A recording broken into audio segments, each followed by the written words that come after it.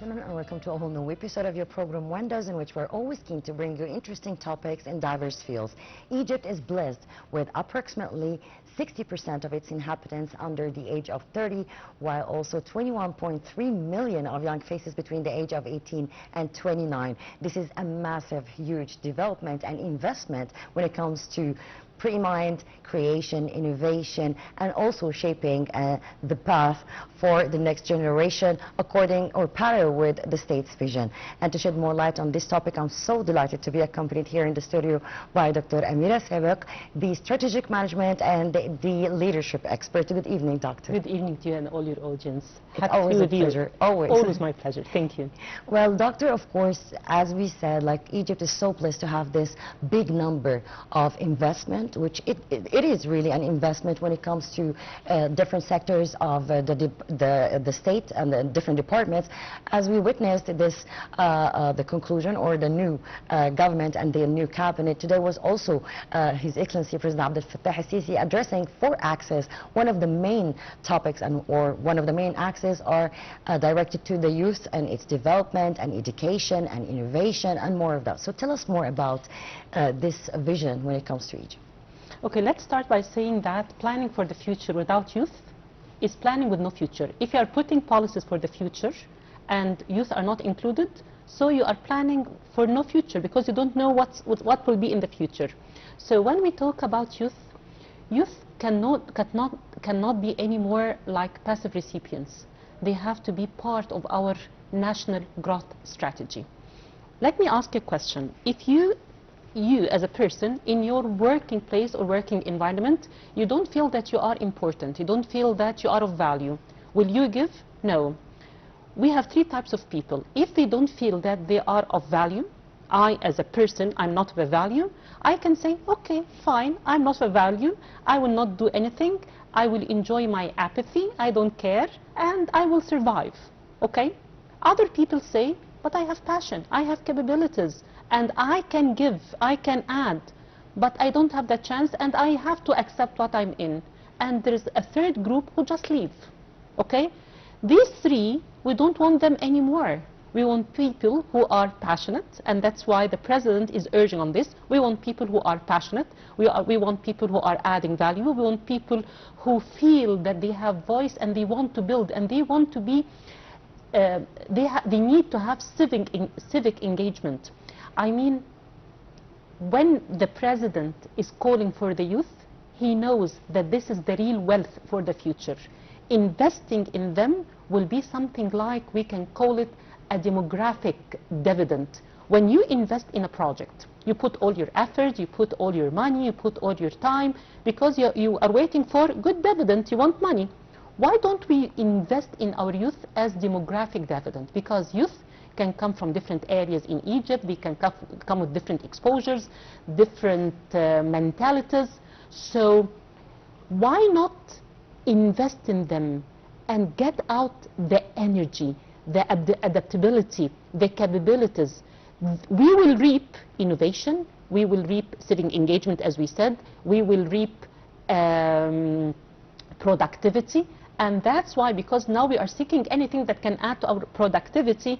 That's why President Sisi knows quite well that we cannot do it without focusing and making youth as a central part of our national development program. Well, of course, this is a key pillar for any nation and for any country that wants to be focused on its treasure, let's say, because this is the treasure of Egypt. This is the next generation, and thank God that we have this percentage of young minds and young generations. So the shaping or directing them, I think with lots of leadership programs and of course strategic planning programs and programs tailored for them in different sectors. So I think this can give a hand or can help also to indulge them in the economic and social transformation. We have two options. Either there is an expression called the NEET population. NEET stands for not employed, not in the education, not in employment, not in training. So I want you to imagine people who are not in education, not in employment, not in training. Will they be a positive part of the nation? No, they will be a burden, okay? So if we don't focus on these people, they will become NEET population, which will be a big burden on the country. On the other hand, as you said, if we invest them and we consider them as wealth, and it cannot come randomly. For example, why don't we make something like youth, or we can call it business academic council, industry academia council. Why don't we start something like this that can focus on what are the gaps we are having in our community now? What are the things that have high demand, like AI, like cybersecurity, like healthcare, like all the new, the fintech, for example? Why don't we have a council that say, okay, these things, they have higher demand. Why don't we start to put curricula for youth through online workshops? Okay, and if people pass, for example, this program as a whole, it can be like 20 sessions, 30 sessions online. Online means it will cost the government nothing. So we will provide these youth with these things, with this program, and they will know what's going on in these new areas. You will have people who are enthusiastic, because when you match skills with labor demand, it will lead to productivity. But if I, as a youth, I don't know what is labor demand, I don't know what is market demand, I don't know what my skills are, I don't know anything, and no one is guiding me. So what will I be? I will have apathy. I don't care, as I said. Okay. So why don't we have a council with a certain curricula to force, and I mean it, force but with passion, force with guidance, youth, that you have to go through this program to be able to be employed. We will get youth who are educated, upskilled, have the passion, they have economic background, leadership background, political background, so they feel rich, so they gain self-confidence. When youth get self-confidence, they will feel, yes, I'm capable of doing anything, I'm capable, I can give a hand, I can make a change. I can make, yes, sure I can. If they get this feeling that the country is empowering them, it will add a lot to our GDP, it will add a lot to our productivity, it will add a lot to our culture, it will add a lot to all the Egyptian nation as a whole. Well, you mentioned something very important, Dr. Amira, which is, this is, as you said, an investment working parallel with what the labor market needs. This is the key pillar. This is the point. This is the strategic planning. This is how can I benefit from those minds, also parallel to my vision, to direct them, to see what is the need, because now there's, as you said, also lots of new terms when it comes to new sciences and all of that, but also we have this youth who are very eager to know more, want to contribute, whether through competitions or any chance that they can contribute, and also that parallel with our big problem, which is the 28% unemployment. So this is the key. I think if we know where we're heading, what we want, so this percentage, 100% is going to be done. Definitely. Look at your family, people around you, and people all around the country. When their kids start to go to secondary school, they say, I want you to get good grades to become a doctor, I want you to become an engineer, I want you to become whatever. And how many doctors we have now who are working in business? How many engineers who are working in something else? Okay, look at something like the Shark Tank program. Most of the people who are entrepreneurs now, they are graduated from something that is not related to business. Why? Because we as parents, we are not aware enough what is good for our kids. Here comes the role of the media. There should be programs, show programs that speak about the labor market, I'm sorry, the gaps that we have. What are the new trends in business? Why am I focusing on the same jobs that my parents, my grandparents were focusing on? So why don't we have, as a media, to see programs, to see what is new, what are the new demand, what are the new gaps? I have to talk with my kids about it's not important that you can become a doctor, you can become a technician, but to do something, and you can find a job, and you can become very good. Why aren't we focusing on vocational education? We need vocational education. We need more focus. Why are we still dealing with it as something secondary to general education? despite the fact that in the States and in many other countries, vocational education is booming, and people who are studying there are coming out of this kind of education are booming in the business life after that.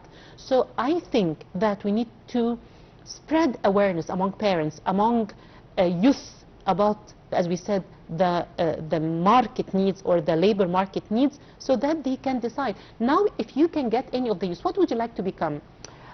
I'm not sure. Maybe an engineer or a politician. What's the connection? Yeah, no connection. And I hear this a lot because they are not guided. So if the government has certain councils that adopt the idea of shows to spread awareness about the needs and the gaps and what we should think and what are the new opportunities that we are having in our world, I think this will open the minds of kids that, or youth, that I don't have to become a doctor, I can be a technical person, but to learn something new. Our youth, or some of our youth, don't know lots of the jobs that are in Europe and America just because they are not aware of it. Maybe they can find themselves. Upskilling our youth, having, as I said, as a council, to put curricula that has leadership, that has technical aspects, that has economic aspects. Why don't I teach all the students in secondary schools to have a business plan? If you become a doctor, you need to know how to make a business plan. If you become an engineer, why are we not teaching this? Why aren't our curriculum is not based on projects? Why they are not based on competences like critical thinking, like problem solving? Why are we still studying in the same way, memorizing data? There are still, and by the way, when we have some changes, parents start to panic. Wow, like we cannot go for this. Yeah. So that's why we say that it needs to come from awareness. It starts from the media. So also, like, I think if like homeworks or missions, when it comes to educational missions, so when it's transform it from being like normal ones, like old ones, like the same techniques, so maybe we can indulge them with missions like examinations, but with practical side, like to go and indulge in this field to get me results, to think, to create, to innovate. Totally agree with you. How can we do the same thing that we have been doing for 30 and 40 and 50 years and we expect something else? It's not logical, okay? If we want something different, we have to do something different. Again, it is not just the mission of the ministry. It has to start by awareness from parents, and then we can change our curricula totally. I don't want to get data. My son doesn't need data. If I ask my son about any question, geographic, economic, he can get it in a minute from AI. Yeah. So they don't need information from books. They need problem solving. They need to do projects. They need to take this data and put it in a project, in a debate. So it starts from schools, it starts from ministries. Since we're talking now about the new cabinet, why I'm here calling for all ministers, please start to have initiatives for youth. Make youth part of your advisory council, youth as advisory council for every ministry. Every ministry is different industry. So I, as a youth, I can have different indices. I can go for the Ministry of Finance. I can go for the Ministry of Labor. I can go for the Ministry of Education to find myself. So open gates for youth. Make them advise. In Tunisia, they started to have youth councils for ministers, and it was boosting there. It was really very productive. So now, ministers, if they take youth as a central part for advising them.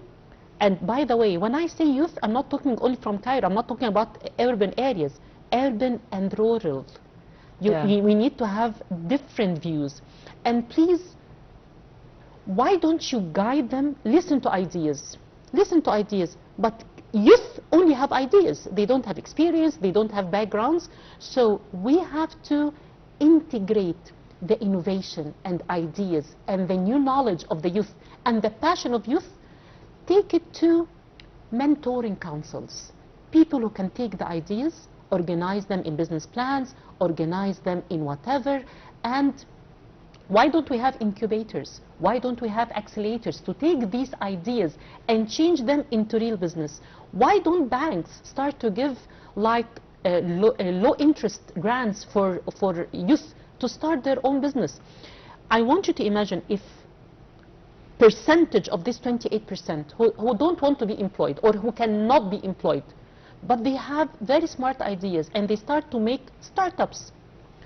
Will not this have an impact on our import and export? Maybe we will import less and export more. So youth are very rich with knowledge if they are guided, not in a random way, but with initiatives that are well planned according to the gaps we find in the market, labor market in Egypt. So this is very important to institutionalize the youth voices, shaping policies, shaping economy. Now they are getting more acquainted with the ecosystem, how it works. They're getting more acquainted with different initiatives from different parts of the world. Now we had held last Saturday the summit, the Rise Up Summit, which tackled lots of topics, including entrepreneurs, startups, AI, technology. So all of this, like summits, initiatives, also by the Ministry of the e-commerce initiative by the Ministry of Youth and Sports, that was also aroused. It was dedicated for the youth, and where they provided them with leadership expertise, also different tailored program in different sectors. So we're maybe working on baby steps, but even considering this and parallel with this global ecosystem, I think we are rocking it. That's very much true. But talking about conferences, I can remember myself like not very long ago when I was part of this age. Yesterday. Like yesterday. I used to go to conferences and I get my R lit and I come very passionate and I feel that I can do and then when I go home after a week or two, all this passion starts to calm down, okay? But if I go to attend a conference and I start new ideas, I see new ideas and I feel this fuel inside me, going back home, and I find a weekly show talking about business and the world is business, someone who is following with me, I will not calm down with this. You know what I mean? Yeah. So that's why I'm telling you, we need a specific council. This council should put specific training curricula for youth, providing these programs online, because to be able to provide it to lots of people and not to be costly for the government.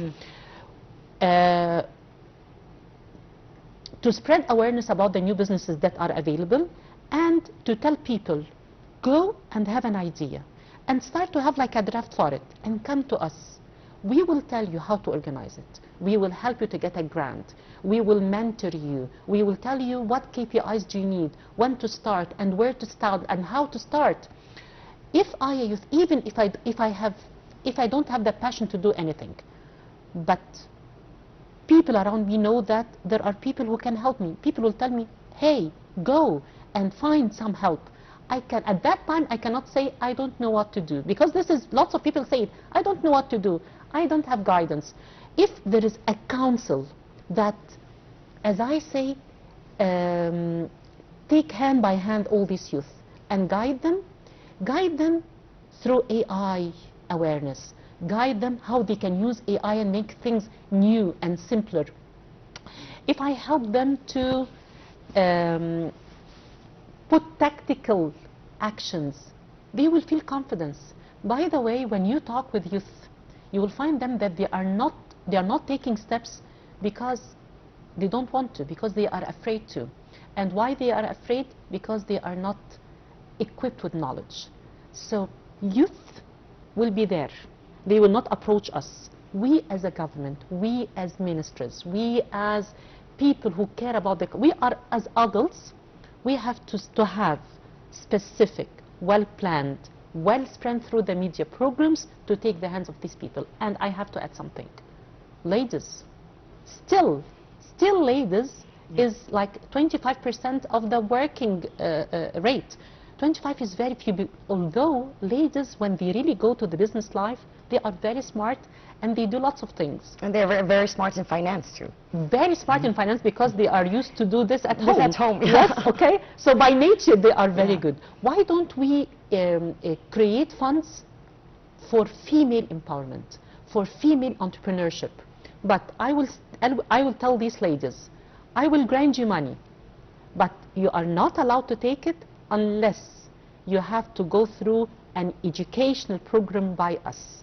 And after this educational program, we are going to mentor you, and these are the KPIs by which we are going to measure your performance. By the way, this will make ladies feel standing on strong ground. And, okay, I will get the money, I will get the knowledge, I will prove myself, I will not be dependent on any man and waiting for any marriage. So this is empowering me. I feel powerful. If the government, in a smart way, attract big amount of the ladies that we are having in our countries, the diversity between men and women, the competition, the new flavor, the new feminine flavor. Now in the ministries, we are having lots of ladies, and we can see that, we can smell and we can taste the new flavor, yes? Yeah. And they are proving themselves. So I think part of the approach of the country should go for females. Just focus on the females and tell them we are here to empower you, and it will add a lot. For sure, females also represents a big number from the society, Yeah. and working on the minds, they are brilliant when it comes to also cultural art. I did witness lots of summits just focusing on art, let's say, and women empowerment initiatives and all of that. But I know what you're speaking about. You need something to be concentrated, also just tailored for them. This is for you. Yeah. We are calling you. And by the way, if we want to do this, it has to start from early ages in school, to teach ladies that you are powerful.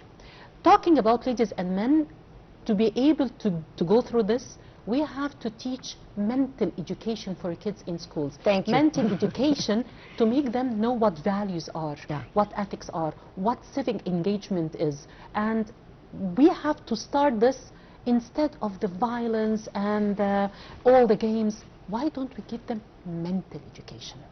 It will help a lot, and it will give us real youth who are ready to work. We are going, as we have a good seed, Yeah. and if we really sow this seed properly, we will reap very good fruit. You reminded me of something. Remember the camps that we used to go to in Yeah. summer, you know, even Yeah. different When there was no seasons. mobiles. Of course, when Yeah. there were lots of activities, or also teaching us not just about games or about concentrating independency, 100%, and how to indulge, how to accept others, how to exchange knowledge, how to expect other experiences to be fruitful for you and to add on it or to And to be a build work on it. team. Of course. So this is maybe small words, but it means a lot, and also it is one of the main brushes that we Yes. draw the dreams and the future with. As I said, if there is a specific youth council, this council will be putting hand in hand first with the Ministry of Education in changing curriculum, in putting, as I said, mental education, leadership education, project-based education, competency-based education. So the council will put hand in hand or put ideas with the Ministry of Education. Then when we go to university, and when talking about education, why not we start internships start from secondary schools? Mm-hmm. Why don't I take the guy or the lady who is 14 or 15 years and send them for a month or two to learn industry, to learn business, to know what is this world about? By the way, at that age, when you send your kids or your youth, you are energizing them more for the world of business, okay? You are making them more proactive. They are not waiting for college and then employment, okay? This council can start with the Ministry of Education, and then it can go for, after that, for universities, how universities can put hand in hand with public sector and private sector. I want you to imagine universities, public sector, private sectors, putting a plan for big program of internships, even public sector, to send students not just to spend some time in these places, but to learn with objectives, and then we take them to as we said, these programs, these online programs. So I started from the age of 14 and 15. I made these students know what business is, what life is, what is the importance of money, what is the importance of project. Then we went to university. Now they are more adult and more mature. And then I provided them with the programs. So you spend like 7, 8, 10 years. They are now ready. And I want you to imagine these youth, when they feel that they have voice in their country, and they start to innovate, and they start to come out with ideas, and they start to feel that they belong. And this sense of belonging is very important. I belong to this country, and I feel that I can make a change. Can you imagine the productivity, the big change, the agile change that we can make in Egypt? And we are rich with our youth. Egyptians by nature are very smart. Very smart. This is blessed from God. This is true. And for many studies, the Egyptian child is one of the smartest. Okay? So why we are not investing in this?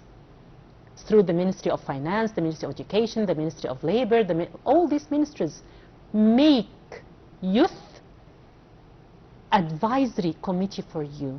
Listen to them. Find the gaps. Put them in the proper place. Make them on a well-planned initiative and plan for the future. They will be with you. And don't forget this youth of today, they will be the ministers of tomorrow. Yes. So if they have the ministers today as role model for them, when they become ministers after that, or when they become in the government, they will do what has been done with them. So we are having good successors, good, well-educated successors who are aware of the importance of knowledge, the importance of experience, the importance of knowing what's going on in the world. Youth is the real future for any country.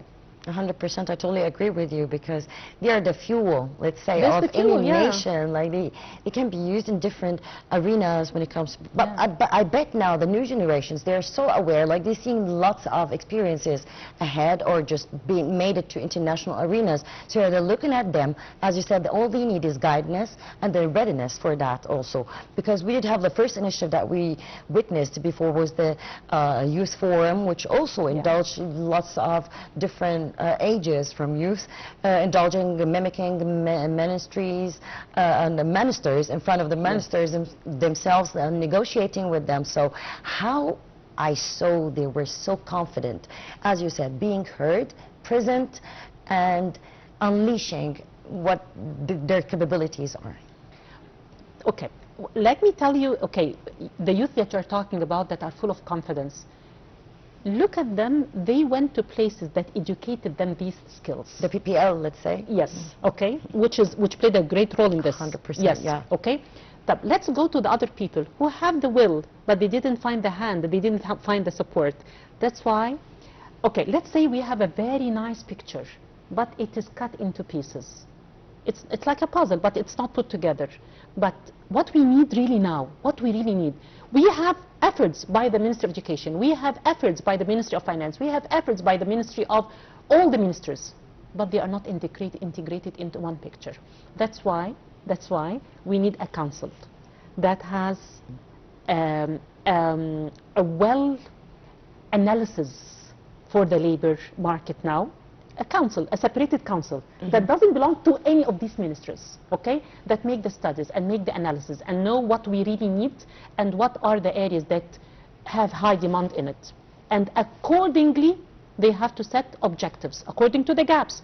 They have to take these objectives and have like a collective meeting between private sector and public sector and all the ministers. And hey guys, we have these objectives. I need every ministry to tell me what can you do to fill in of these gaps. And there will be like one council collecting all these efforts and making it in one picture. It will be integrated, it will be collected, it will be more effective, more efficient. Precious data. We're talking about information. Why not the public and the private sector go and conduct analysis for the market, get intelligence, what the gaps, and talk about it and say how to fill in the gaps with the ministers. This is very important. We are having lots of efforts, but they are not integrated. That's why, yeah, what I'm suggesting, there should be something like a council that is just, I'm not talking about the Ministry of Youth. No, I'm talking about a council that is focusing on how to enrich and prepare our people from the age of 4 or 5 entering school to the age of 30. 25 of years, we can educate our youth, we can energize them, we can make them more aware, we can make them feel loyalty, they can feel they are strong. Our people are smart, they get very quickly passionate, but if they are not, like anyone, if they are not followed by a well entity that can help them and support them, they will forget all their dreams. They are having lots of dreams, and as we always say, if dreams are not planned for, they will stay dreams.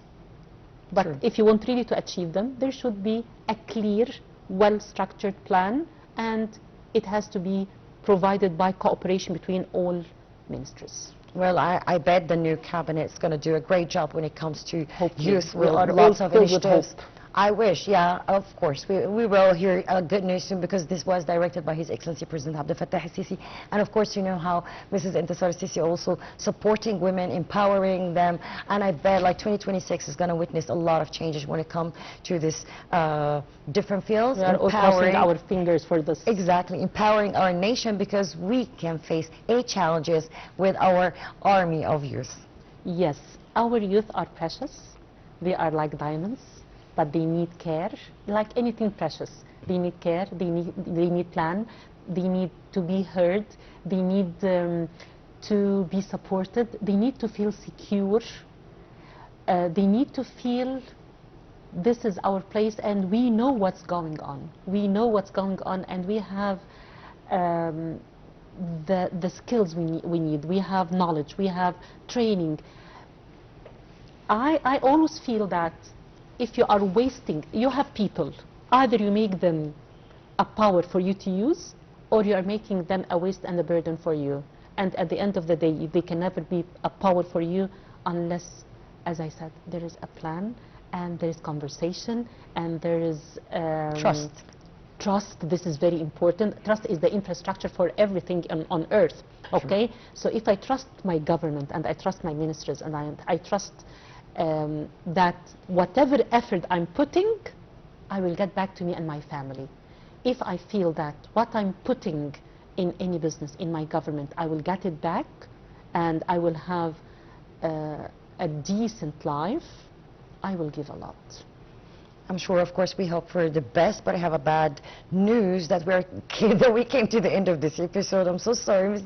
Doctor, I can never get enough of you and your informative interview. Thank always, you. you're enriching me with more info. I always enjoy talking with Thank you. you so much. And I think today's episode about youth is very important, and I wish that all ministers, new ministers, listen or watch it, and to take really good steps. We are helping you, we're sure that you're doing your job, but please start with youth, start with putting a big plan and make youth part of your strategy, not as a Xylus or Xylit initiative, but to be part of your daily strategy.